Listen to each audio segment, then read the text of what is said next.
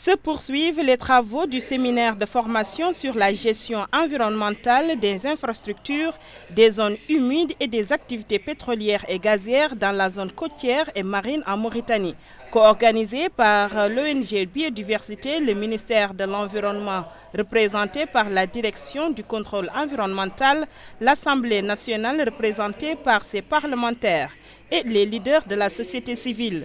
Madame Maïmouna Salek, présidente de l'ONG Biodiversité, parle de l'objectif de la réunion de ces différentes structures permettant de créer des ponts entre elles.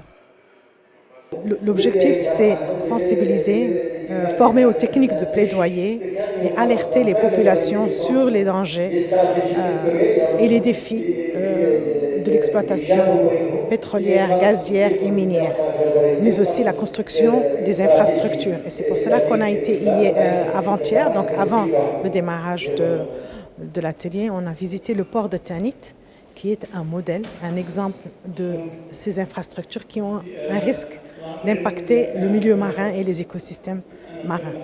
Madame Masouda, députée à l'Assemblée nationale, revient sur le programme lors de la visite du port de Tanit. Donc, notre formation a commencé par une visite des lieux. On a visité le port de Tanit.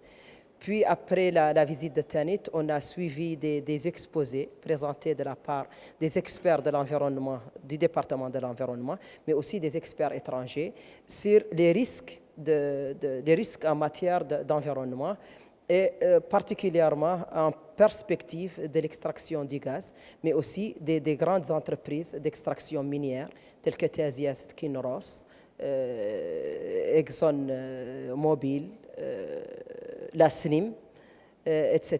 Donc les exposés étaient très édifiants. Monsieur Koulibaly, leader de la société civile, donne ses impressions suite à cet atelier. Mes impressions par rapport à cette formation, c'est qu'elle vient à point nommé, d'autant plus que la Mauritanie est devenue un pays à destination, en tout cas pour les grandes compagnies extractives, pétrolières et minières.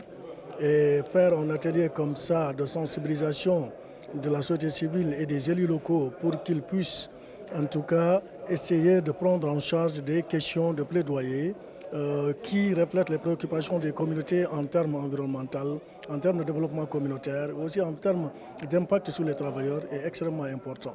Et nous avons vu effectivement par rapport à notre visite que déjà, en tout cas, des impacts environnementaux se font sentir. Et un atelier comme ça nous permettra de se doter d'outils qui nous permettront de sensibiliser les pouvoirs publics et toutes les parties prenantes afin de prendre les décisions idoines pour mitiger ces impacts-là. Rappelons que ces ateliers de formation qui ont débuté hier prendront fin le vendredi 13 septembre. D'ici là, espérons que des solutions idoines seront mises en place afin de réduire la pollution sur l'environnement.